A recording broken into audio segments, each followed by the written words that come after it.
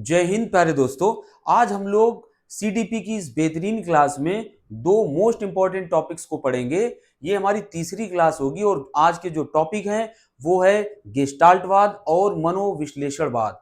आपने देखा होगा जो एग्जाम होते हैं, टेट हो या सी टेट हो, कोई भी एग्जाम हो, इनसे क्वेश्चन जरूर पूछे जाते हैं। या तो इनके फैक्ट्स पूछे जाते हैं या इन थ्योरी से क्वेश्चन कॉन्सेप्ट बेस्ड पूछे जाते हैं। तो सबसे पहले हम पढ़ते हैं समग्रवाद क्या है, जिसे आप गेस्टाल्टवाद के नाम से भी जानते हैं। देखिए, गेस्टाल्ट वर्ड एक जर्मन वर्ड है। कैसा? एक जर्मन भाषा का शब्द है जिसका मतलब होता है पूर्ण। गेस्टाल्ट का मतलब क्या होता है? पूर्ण होता है, जिसे आप इंग्लिश में होल कह सकते हैं। क्या कह सकते हैं? होल।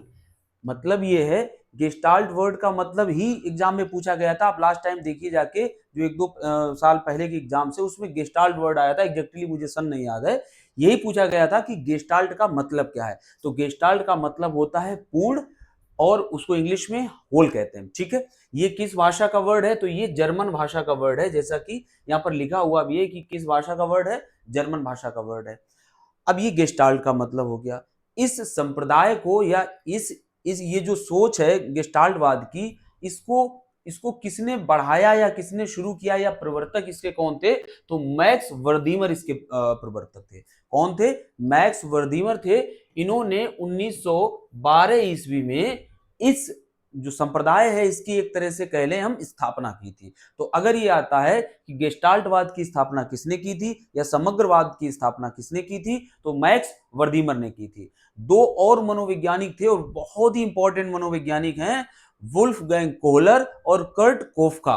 वुल्फगैंग कोहलर और कर्ट कोफका, ये दोनों इनके सहयोगी मनोवैज्ञानिक थे। आपने कोहलर के बारे में पढ़ा होगा कि उन्होंने किस तरह से सुल्तान नामक चिंपैंजी पे अपना प्रयोग किया था। स्टिक वाला, छड़ी वाला, जो पिंजरे उसमें बंद किया गया था। एक जेल टाइप की थी, मतलब एक सलाखों के पीछे, और उसको एक स्टिक दी गई थी जिसमें बनानास वगैरह थे। ठीक है, तो वो आपने प्रयोग देखा होगा। वो किसने किया था? कोहलर ने किया था। और किस पर किया था? तो एक चिंपैंजी पर किया था। किस पर किया था?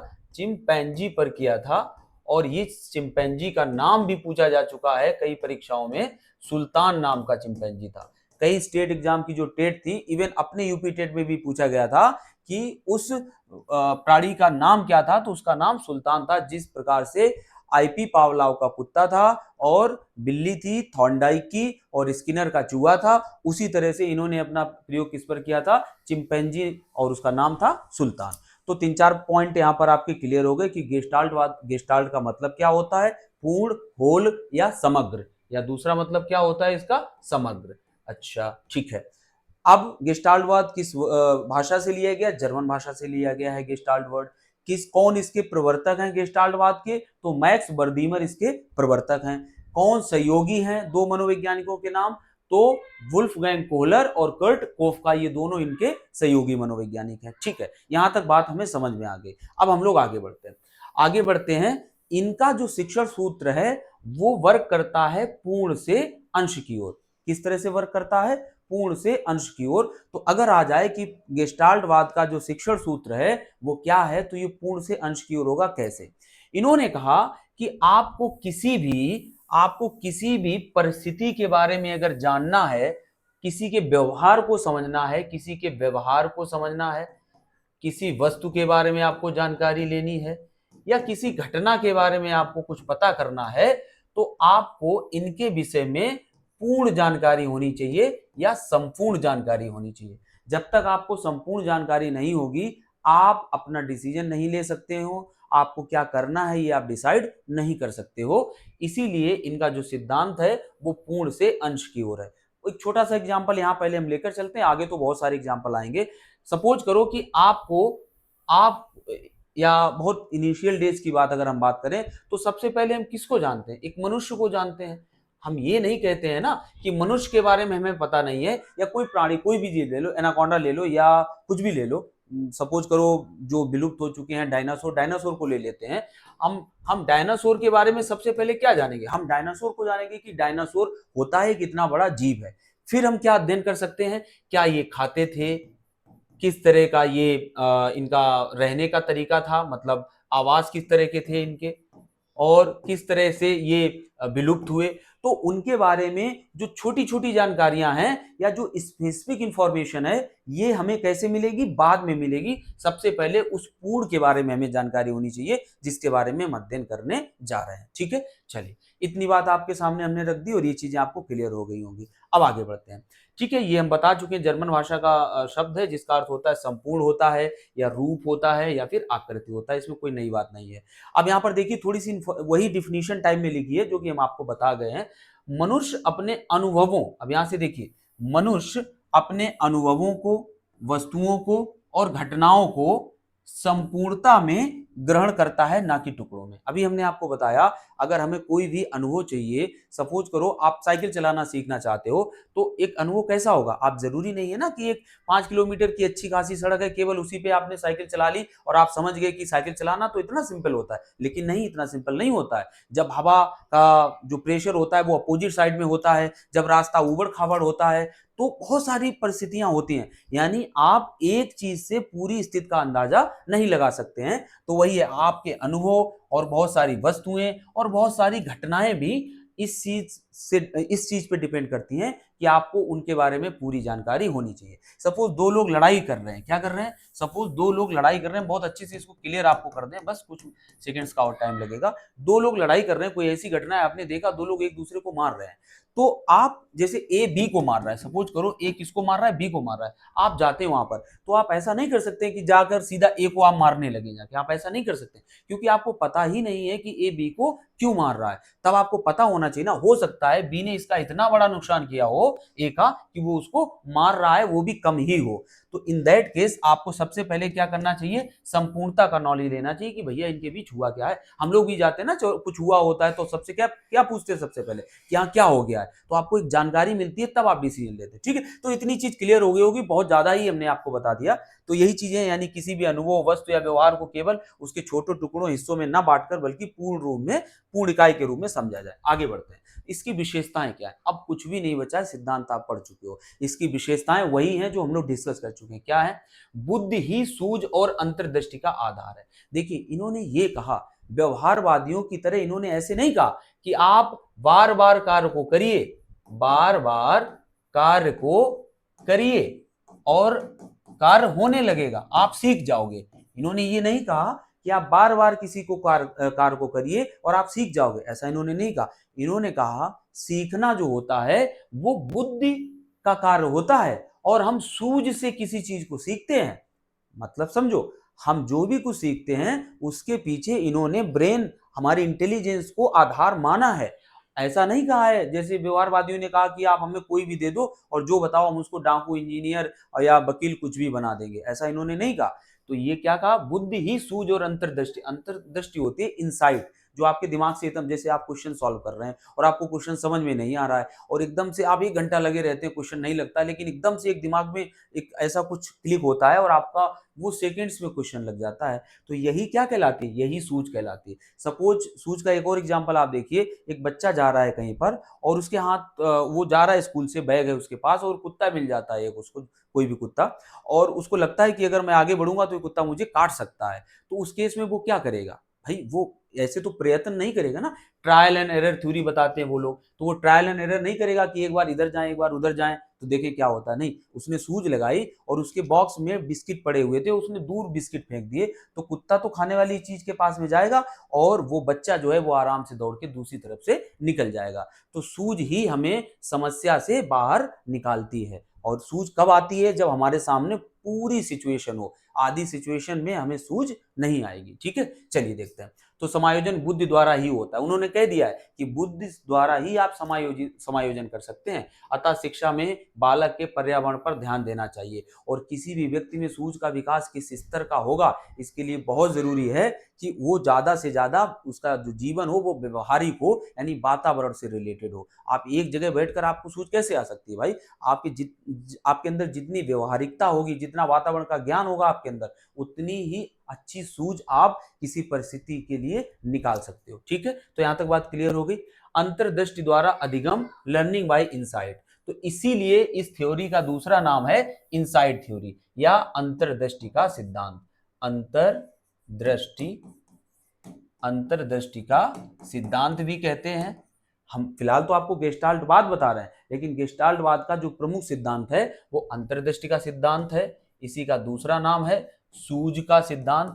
सूझ का सिद्धांत, ये सिद्धांत इसके अंतर्गत आते हैं। ठीक है, तो ये हो गया लर्निंग बाय इनसाइट। कोहलर ने बंदरों पर प्रयोग किया था और उन्होंने बताया था कि किस तरह से समस्या का समाधान अचानक सूझ द्वारा होता है, इनसाइट के द्वारा होता है। ठीक है, समस्या समाधान का दृष्टिकोण अधिगम के केवल अभ्यास, ट्रायल एंड एरर से नहीं होता है, बल्कि व्यक्ति परिस्थिति को समझकर संपूर्ण रूप में हल को निकालता है। अभी हमने आपको बताया कि किस तरह से संपूर्ण जब आप देखते हो तभी आप किसी चीज का हल निकाल सकते हो। ठीक है, तो ये कुछ विशेषताएं थी। अनुभव और वातावरण का महत्व, देखिए व्यक्ति में अनुभव तो होना ही चाहिए। अगर आप चाहते हो कि आप किसी भी परिस्थिति, किसी भी समस्या में एक अच्छा निष्कर्ष, एक अच्छा उसका निराकरण निकालो, तो उसके लिए आपके पास अनुभव भी होना चाहिए और वातावरण में आपका समायोजन भी अच्छा होना चाहिए, उसका भी आपके ये महत्व होता है। तो वही इन्होंने बताया कि परिस्थितियों में आप ये प्रभावित करती। संपूर्णता का सिद्धांत, प्रिंसिपल ऑफ होलनेस, भाई बार बार बात आ रही है। ठीक है, तो ये जो था ये किसका सिद्धांत था? शिक्षा में योगदान क्या ही इनका हो सकता है। आप समझ लीजिए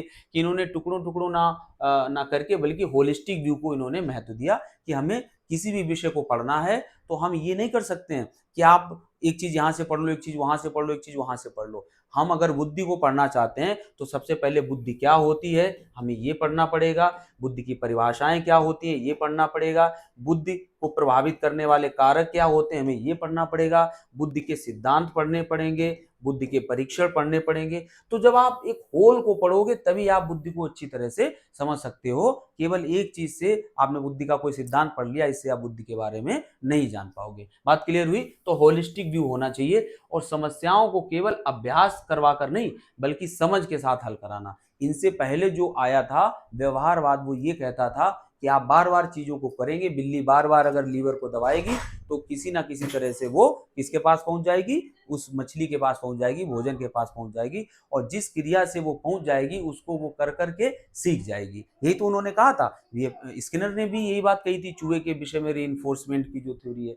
ठीक है, पुनर्वलन का जो सिद्धांत। चलिए अब यहाँ पर क्या हो गया, ये चीज क्लियर हो गई। तो हमें दो चार बातें बिल्कुल क्लियर हैं। गेस्टाल्टवाद में गेस्टाल्ट वर्ड का अर्थ है समग्र, जर्मन भाषा का शब्द है, मैक्स बर्दीमर इसके प्रवर्तक हैं, वुल्फगैंग कोहलर और कर्ट कोफका इसके सहयोगी हैं। 1912 के करीब ये सिद्धांत आया था और कोहलर ने चिंपैंजी सुल्तान पर प्रयोग किए थे और इसमें ये कहा गया है, जो शीर्ष सूत्र है वो पूर्ण से अंश की ओर है और ये कहा गया है कि जब पूरी परिस्थिति का आपके सामने पूरी परिस्थिति होती है तभी आप अच्छे से उसके बारे में क्या कर सकते हैं, निर्णय ले सकते हैं या कुछ अपना पॉइंट ऑफ व्यू दे सकते हैं। इतनी चीज क्लियर हो गई होगी इस सिद्धांत के बारे में। ठीक है, अब हम लोग चलते हैं नेक्स्ट। अगला है मनोविश्लेषणवाद। कितना इंपॉर्टेंट सिद्धांत है सिगमंड फ्रायड का मनोविश्लेषणवाद।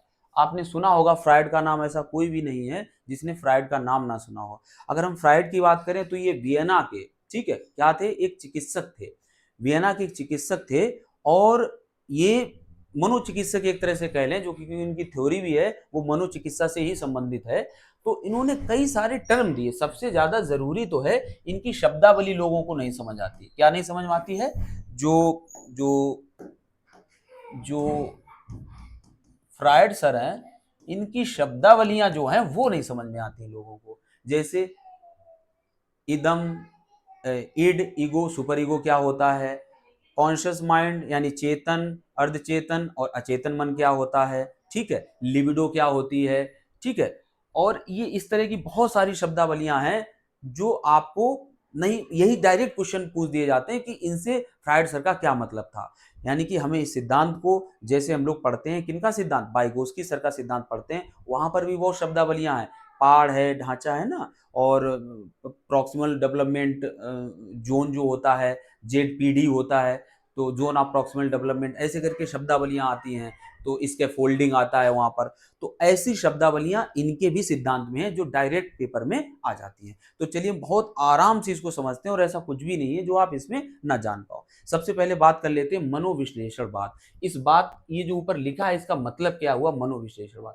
इन्होंने मनोविश्लेषण यानी किसको, साइको, जो हमारा एक्चुअली ब्रेन है, उस ब्रेन को एनालाइज किया है। इतनी क्लियर बात हो गई, हमारे ब्रेन को क्या किया है, एनालाइज किया है और उसको एनालाइज करके बहुत अच्छे निष्कर्ष निकाले हैं। सबसे पहले इन्होंने जो निष्कर्ष निकाले उनकी तो चर्चा बाद में करेंगे, सबसे पहले इनके बारे में जान लेते हैं। 20वीं सदी की शुरुआत में ये सिद्धांत दिया गया था, इनका जो ये कार्यकाल दिया गया उसको आप छोड़िए, फिलहाल 20वीं सदी की शुरुआत में दिया गया था। इससे कोई मतलब नहीं होना चाहिए। कहाँ के थे ये चिकित्सक थे और वियना के चिकित्सक थे, ठीक है। इसके बाद अब बात कर लेते हैं। अब अगर क्वेश्चन आए कि सिगमंड फ्रायड ने सबसे ज्यादा महत्व किसे दिया, तो मन के 3 प्रकार इन्होंने बताया, जैसा अभी हमने आपको बताया था, चेतन, अर्धचेतन और अचेतन। तो इन्होंने जो सबसे ज्यादा महत्व दिया वो अचेतन मन को दिया। किसको दिया? अचेतन मन को दिया। देखिए हमने आपकी सुविधा के लिए यहाँ लिख सब कुछ रखा है ताकि आप यहाँ पर देख पाओ, स्क्रीनशॉट ले पाओ, लेकिन फिर भी हम आपको हर पॉइंट वर्बल भी बता सकते हैं और बता भी रहे हैं, लेकिन लिख इसलिए रखा है ताकि मेरी हैंडराइटिंग भी थोड़ी सी अच्छी नहीं है, तो वो चीजें हम लिखते हैं तो टाइम भी जाता है, समझाने वाला टाइम कम हो जाता है और आप समझ भी नहीं पाते हो, है ना। तो इससे अच्छा है कि हमने उसको पीडीएफ में अच्छे से सब कुछ डाल दिया है, आपके लिए बेनिफिशियल होगा। और जो ग्रुप बना हुआ है इसका फिलहाल तो उसी पे रहे, केवल आपका क्या व्हाट्सएप पे है। इसके अलावा एक ऐप टाइप का डेवलप हो रहा है, वो ऐप नहीं है लेकिन वो एज अ ऐप काम करेगा और वो आपका टेलीग्राम पे चलेगा। जब उसको आप खोलोगे तो आपको बिल्कुल ऐप वाली फीलिंग आएगी। वहां पर कई सारे वीडियोस होंगे, FAQs होंगे, क्वेश्चन, सब कुछ होगा वहां पर, आपके लिए काम की सब चीजें वहां पर मिलेगी। वो 2-4 दिन में डेवलप हो जाएगा, वो आपको मिल जाएगा। तो अभी आप जो लोग हमारे व्हाट्सएप ग्रुप पे जुड़ना चाहते हैं वो हमें मैसेज, जो ये वीडियो है इसके नीचे अपना नंबर छोड़ दें या कुछ भी छोड़ दें तो उनको हम ऐड कर लेंगे, ठीक है। चलिए बात करते हैं आगे। तो अगर हम फ्रायड सर की बात करें तो इन्होंने 3 मन के प्रकार बताए थे। चेतन मन क्या होता है? वर्तमान में हम आपको पढ़ा रहे हैं या हम आपको जो बता रहे हैं, यानी वर्तमान में हो रहे व्यवहार, कार्य, जो कुछ भी चल रहा होता है वह क्या होता है? चेतन मन होता है। क्या होता है? चेतन मन होता है, ठीक है। और अर्धचेतन क्या होता है? देखिए बहुत सी ऐसी चीजें होती हैं, जब ऐसा होता है ना, अभी तो हमें वो चीज याद थी अब याद नहीं आ रही है, ऐसा कई बार हम लोग भी कहते हैं, अरे उसका नंबर अभी याद था और ये 2 अंक लास्ट के मैं भूल रहा हूँ, और थोड़ी देर में याद भी वो चीजें आ जाती हैं। तो ऐसी चीजें जो याद तो थी लेकिन अभी हमारे दिमाग में नहीं आ रही हैं, अगर हम कोशिश करें तो वो आ भी सकती हैं। ऐसी चीजों को किस कैटेगरी में रखा जाता है? किस मन में रखा जाता है? अर्धचेतन मन में रखा जाता है। और इसके बाद आता है अचेतन मन। सबसे ब्रेन का या यूं कहें मन का सबसे जो बड़ा भाग होता है, मेजर पोर्शन होता है, वो किसका होता है? अचेतन मन का होता है। और अचेतन मन में होता क्या है? जो हमारा कॉन्शियसनेस है, अभी जो हम महसूस कर रहे हैं, जो व्यवहार कर रहे हैं, ये नहीं होता है। यहाँ पर हमारी दमित इच्छाएं होती हैं। कौन सी इच्छाएं? दमित इच्छाएं होती हैं। ऐसी इच्छाएं जिनको हमने किसी कारण की वजह से, समाज में डर की वजह से या किसी भी वजह से उनको दबा के रखा है। ऐसा कोई व्यक्ति नहीं होता है जिसकी कुछ ना कुछ दबी हुई इच्छाएं ना हो, ठीक है। तो दमित इच्छाएं होती हैं हमारी। कई बहुत चीजों को लेकर वासनाएं होती हैं, वो भी इसी कैटेगरी में आती हैं। वासनाओं को लेकर भी सिगमंड फ्रायड सर ने बहुत ही डिटेल में चर्चा की है। तो वासनाएं होती हैं, दमित इच्छाएं होती हैं। इसके अलावा बचपन की कुछ यादें होती हैं, बचपन की यादें भी इसमें होती हैं। तो अचेतन मन में बहुत कुछ होता है। अचेतन मन में बहुत कुछ होता है जो इस तरह से होता है जैसे समुद्र में कोई आइसबर्ग हो, यानी किसका? बर्फ का पहाड़ हो और वो तैर रहा हो, तो आपको पता है ऊपर टिप दिखती है मात्र इतनी सी, यही दिखने वाली टिप चेतन या अर्धचेतन है। और जो नीचे का भाग होता है जो 90% करीब होता है, ये पूरा जो भाग होता है, ये पूरा जो भाग होता है ये कैसा होता है? अचेतन मन का होता है, ठीक है। तो अब आपको ये चीज क्लियर हो गई होगी कि क्या चेतन होता है, क्या अर्धचेतन होता है और क्या अचेतन होता है, ठीक है। चलिए यहाँ पर भी देख लेते हैं क्या लिखा हुआ है। यह मुक्तः अचेतन मन, ठीक है, हमारे विचार, व्यवहार और व्यक्तित्व का बड़ा हिस्सा अचेतन इच्छाओं, दबी हुई वासनाओं और बचपन के अनुभवों से संचालित होता है। वही चीजें हमने कह दी। अरे बहुत सारी चीजें होती हैं। आपने देखा होगा कि कभी आपको गुस्सा आ जाता है ना, कभी आपको गुस्सा आ जाता है, आप सोच के वो गुस्सा नहीं करते हैं, लेकिन किसी परिस्थिति, किसी स्थिति को देख के आपको गुस्सा आ जाता है। फिर जो आप व्यवहार कर जाते हैं उसको जब बाद में आप बैठ के सोचते, कहते हैं यार अगर हम समझदारी दिखाते तो ऐसा नहीं करते। समझदारी आप क्यों नहीं दिखा पाए? क्योंकि वो चीजें आपके ब्रेन में ऑलरेडी थी, आपकी वो अंदर दबी हुई थी और वही व्यवहार आपने वहां पर ऐसे समय पर कर दिया। इसको अगर हम जोड़े जाके तो मूल प्रवृत्तियों से भी जोड़ सकते हैं। तो वो चीजें जो हमारी दबी हुई हैं उनका उनका व्यवहार हम कर देते हैं। बहुत सी चीजें होती हैं। कभी कभी क्या होता है ना कि एक मूवीज वगैरह में खूब दिखाया जाता है कि अगर कोई बहुत ज़्यादा पहले रूरल या रस्टिक टाइप का होता है, रूरल में मतलब बहुत देहात में रहने वाला होता है, और जब वो शहर में जाता है, एक मूवी है, शायद उसका नाम मुझे याद नहीं आ रहा, हंगामा करके है, हंगामा है शायद। तो उसमें वो जो क्या उनका नाम होता है, परेश रावल जी अपनी पत्नी को लेके जब शहर मुंबई जाते हैं, तो उनकी पत्नी क्योंकि गांव में रह रही होती है, तो उनके नाम पे तिवारी शायद होते हैं वो, तो उनके नाम पे बहुत सारी कंपनियां चल रही होती हैं, उनकी पत्नी के नाम पे, हंगामा ही है शायद, ठीक है। तो बहुत सारी कंपनियां चल रही होती हैं, तो वो उसको बताते कि लोग कि अरे उसकी जो पत्नी होती है उसको बताते हैं, अरे आपके नाम पे इतना कुछ चल रहा है और यहाँ गांव में आप पड़ी हो, शहर जाओ, शहर की जिंदगी जियो जाके। तो जब वो अपने पति से कहती है परेश रावल जी की मुझे भी शहर चलना है और हम भी वहीं चले जाएंगे, गांव की जिंदगी कब तक जिएंगे। तो जब वो जाते हैं बाहर, रईस तो वो वैसे भी बहुत ज्यादा होता है, तो वहां की जब वो चीजों को अपनाता है तो बहुत ही ज्यादा कॉमेडी है। अगर आपने नहीं देखी तो देखिए, नए लोगों ने नहीं देखी होगी, पुराने लोगों ने देखी होगी। तो वहां पर इतनी ज्यादा मतलब कॉमेडी है, क्या ही आपको बताएं। हंगामा one of the most comic movies है ना, आप उसको अगर देखेंगे। तो मैं ये कहना चाह रहा हूँ कि वो उनकी गांव की आदतें वहां नहीं छूटती हैं, वो उनके बोलने का तरीका, उनका उनकी चीजें, पहनावा, वो नहीं छूटती हैं, और वो आ जाती हैं। ऐसा नहीं कि हमेशा आती हैं, बीच बीच में आ जाती हैं। तो बस यही होता है कि जो पहले की चीजें हैं जिनको आपने दबा रखा है सोसाइटी में, अरे हमारा ये कुछ दिख ना जाए, लेकिन वो कभी ना कभी तो आ ही जाएंगी, है ना, आपकी आदत में है, पहले की है, दवाई रखी है आपने। तो इन्हीं चीजों को हम क्या कहते हैं, अचेतन मन में थी, तो आपके कभी कभी व्यवहार में वो कैसी हो जाती है, संचालित हो जाती है। ठीक है, चलिए नेक्स्ट देखते हैं। अगला क्या है इसमें, अचेतन मन का महत्व।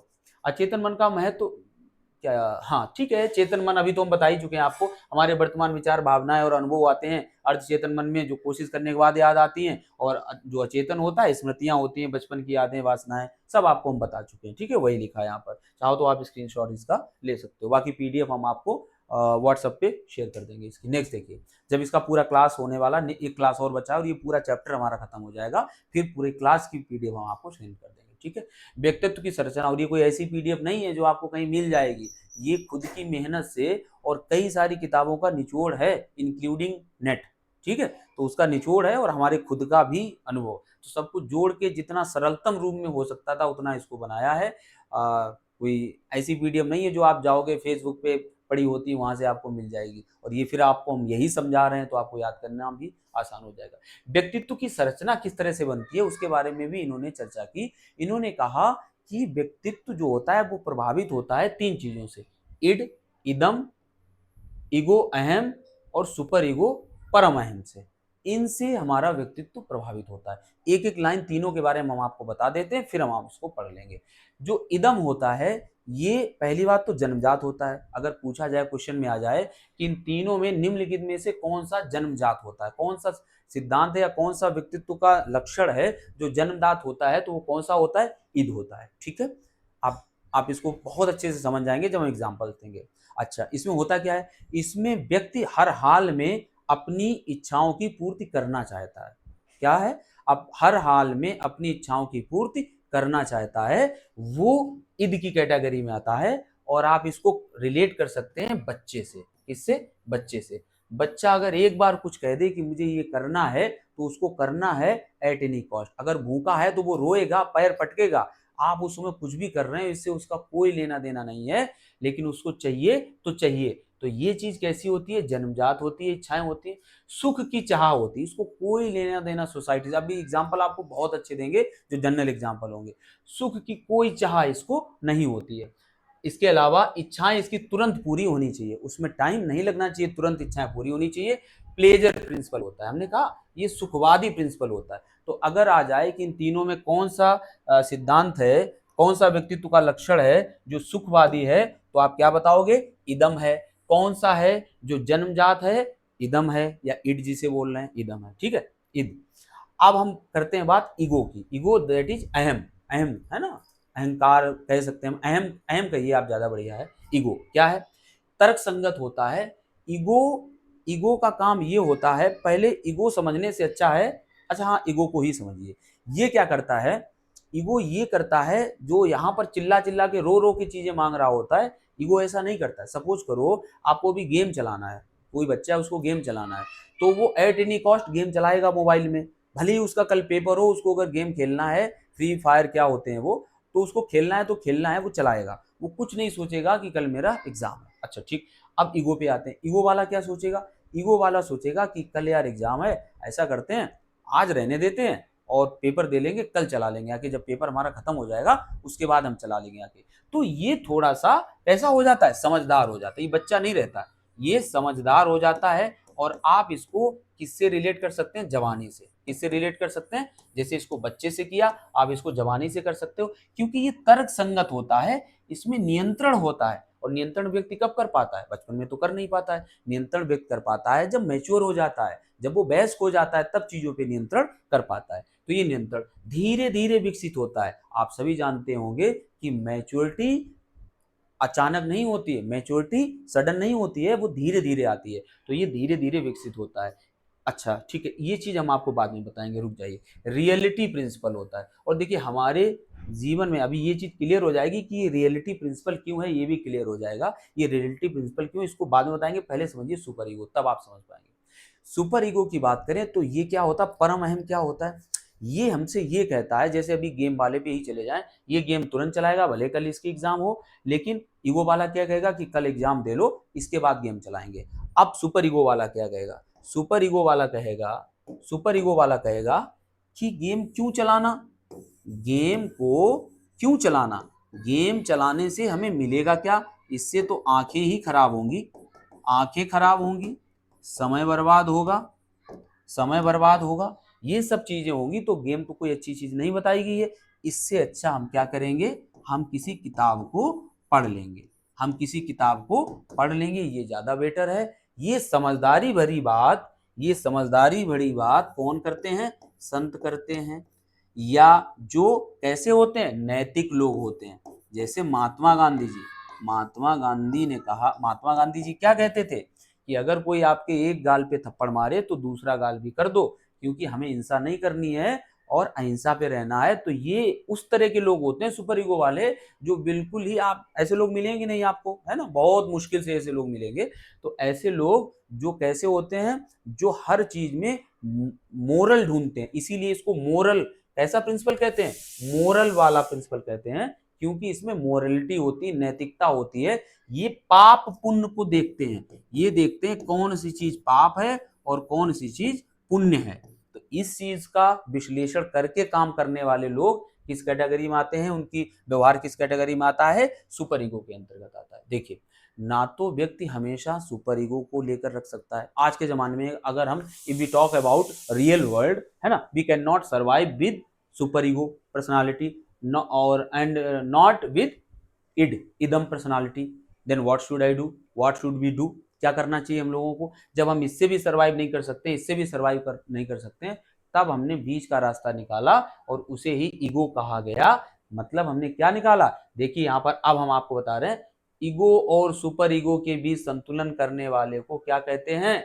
सॉरी, इड और सुपर ईगो के बीच संतुलन करने वाले को क्या कहते हैं? ईगो कहते हैं। मतलब ये बीच का रास्ता निकाल लेता है। ये कहता है अगर किसी ने थप्पड़ मारा है, जैसे गांधी जी वाले में क्या था, ये थप्पड़ मारा है तो दूसरा गाल कर दो, ये दूसरा गाल नहीं करेगा, लेकिन उसको समझाएगा कि यार देखो तुमने क्यों हमें मारा, जब हमारी गलती नहीं थी तो आपने हमें क्यों मारा। और दो लोगों से भी कहेगा देखिए ये बिना फालतू में हमें मार रहे हैं, क्या इनको हमें मारना चाहिए? तो ये कानून नियम की बात करेगा, ये मोरल की बात नहीं करेगा, नियम कानून की बात करेगा, इन्होंने गलत किया, ठीक है, इस तरह से समझाएगा। ये हो गया। लेकिन इड वाला क्या करेगा? अगर एक उसने मारा है तो दे दबा दब, दे दबा दब, दो तीन उसको वहीं पर मार देगा। समझ गए ना? तो इस कैटेगरी तीनों तरह के व्यक्तित्व, इन तीनों से मिलकर क्या बनता है? व्यक्तित्व की संरचना बनती है।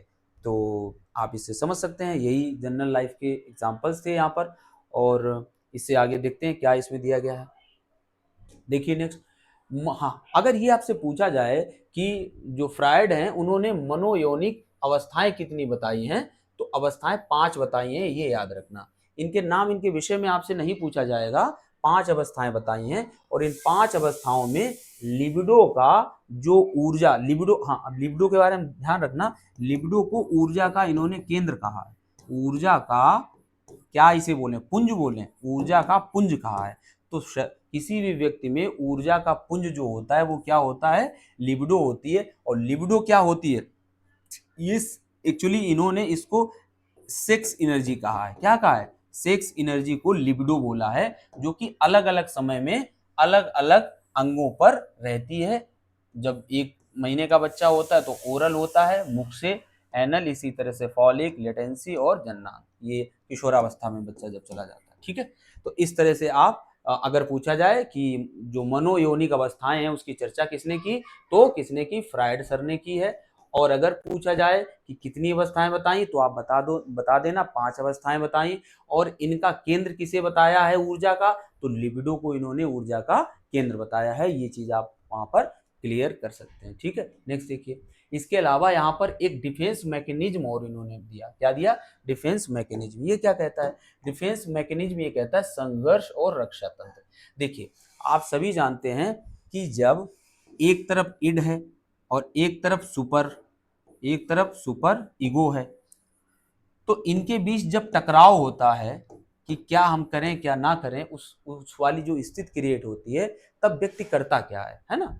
तब व्यक्ति क्या करता है? तो वहां पर कुछ स्टेप दिए गए जो एक व्यक्ति करता है। सपोज करो आपने गलती भी की है और आप बचना भी चाह रहे हैं, तो उस कंडीशन में आप क्या करेंगे? उस कंडीशन में आप ये चीजें करेंगे, आप दमन करेंगे। आप क्या करेंगे? दमन करेंगे, रिप्रेशन। आप चीजों को दबाएंगे।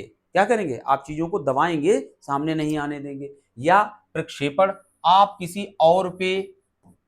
किसी दूसरे पर उसका आरोप लगा देंगे। आप किसी दूसरे पर उसका क्या लगा देंगे? आरोप। आप कहेंगे, जैसे आपसे बोला गया कि ये जो कुर्सी है ये किससे टूटी? टूटी आपसे थी, लेकिन क्योंकि आप अच्छा बनना चाह रहे हैं, आप इस कैटेगरी में नहीं जाना चाह रहे हैं, आप बीच में कहीं रहना चाह रहे हैं, तो आप क्या करोगे? आप ये तो नहीं कह दोगे नहीं अमीन तोड़ी है, बताओ क्या करोगे? आपके टीचर ने आपसे पूछा कुर्सी किसने तोड़ी, तो आप वहां पर क्या करना? आप ये तो नहीं कह सकते ना कि अमीन तोड़ी, बताओ क्या करोगे, तो ना तोड़ दिए जाओगे। तो उस कंडीशन में क्या है कि आप प्रक्षेपण कर देते हैं। तो आप कह देते हैं कि सर ये कुर्सी जब मैं लंच में आया था तो इस पे इतने लोग, ये लोग खेल रहे थे इसके आसपास। तब आप दूसरे पर उसका क्या कर देते हैं, है ना, दोष मढ़ देना। तो ये हो जाएगा। औचित्यकरण क्या होता है? औचित्यकरण ये होता है जब आपसे कोई पूछे कि ये गलती कैसे हुई या ये कुर्सी कैसे टूटी, तब आप क्या कहते हो? अरे सर हम क्या बताएं, एक कुत्ता यहाँ से जा रहा था और हमने डंडा उठाया कुत्ते को मारने के लिए और वो डंडा कुर्सी में लग गया। तो आप अपनी बात को यहाँ पर क्या ठहराते हैं? अपनी गलती को, बात नहीं, अपनी गलती को, आप अपनी गलती को सही ठहराते हैं।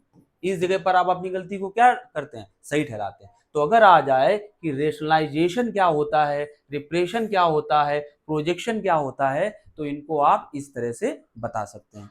ठीक है, बाकी कुछ और वर्ड्स भी हैं, मतलब लीस्ट इंपॉर्टेंट वर्ड्स हैं, वो जब हम लोग डिस्कस करेंगे, मतलब ऑब्जेक्टिव टाइप के क्वेश्चन वहां पर आ जाएंगे। जरूरी थोड़ी ना कि हर चीज यहाँ पर आ जाए। एक और है, फ्रायड ने कहा कि सपना जो होता है वो अचेतन का मार्ग होता है।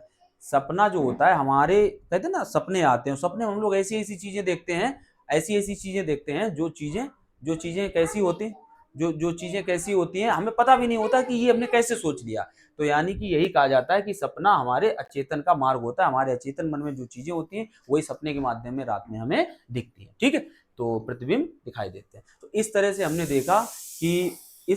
देखा कि हमारा ये जो 2 सिद्धांत थे, गेस्टाल्टवाद और मनोविश्लेषणवाद, बहुत ही इंपॉर्टेंट थे। हमने आपको पूरी कोशिश की इसको बताने की और समझाने की। आई थिंक आपको क्लियर भी हो गए होंगे। तो हम तो आपसे यही कहना चाहेंगे कि आप लोग वीडियो देखते हैं लेकिन आप सब्सक्राइब नहीं करते हैं और ना ही आप कोई कमेंट करते हैं। देखिए, कमेंट करने से क्या होता है, आप बिलीव करिए, सब्सक्राइब करना और लाइक करना जितना इंपॉर्टेंट है उतना ही इंपॉर्टेंट कमेंट करना भी होता है।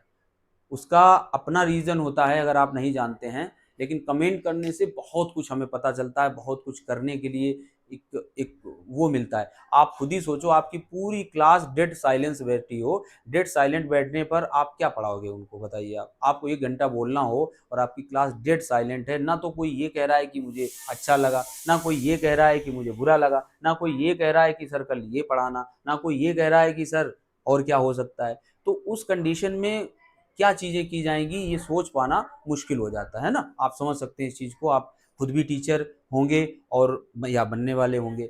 तो इसलिए आपसे एक रिक्वेस्ट है कि अपने अंदर जो भी कुछ है, मन में जो भी कुछ हुआ करे, उसको कमेंट के माध्यम से हमें शेयर कर दिया कीजिए। अब तो जो ग्रुप पे जुड़े हैं वो ग्रुप पे भी मैसेज कर सकते हैं, वहाँ पर आपको कोई क्लास चाहिए, कुछ भी चाहिए आपको, मतलब यूपी टेट से रिलेटेड कुछ भी आपको चाहिए, एनीथिंग, हम तो स्टार्ट कर चुके हैं आपको देना, और चीज़ें तो रोज की रोज बढ़ेंगी, लेकिन इसके अलावा भी आपको अगर कुछ भी समय से पहले चाहिए, समय हमने अपना सोच रखा है, अब जरूरी थोड़ी जो हमने सोचा है वही सबसे बेस्ट है, लेकिन आपके अकॉर्डिंग अगर कुछ अच्छा है तो वो आप हमें सजेस्ट कर सकते हैं। तो इसलिए सबसे ज़्यादा ज़रूरी हो जाता है। और एक चीज़ और आपसे कहना चाहेंगे कि ज़्यादा से ज़्यादा लोगों को जुड़वाने की कोशिश कीजिए, है ना? जितने ज़्यादा लोग जुड़ेंगे, फैमिली जितनी ज़्यादा बड़ी होगी, उतना ही ज़्यादा अच्छा काम किया जाएगा, ये आप सभी जानते हैं, है ना? जितने ज़्यादा लोग होते हैं, काम उतनी अच्छाई से होता है। तो चलिए, देखने के लिए बहुत-बहुत धन्यवाद। Thank you.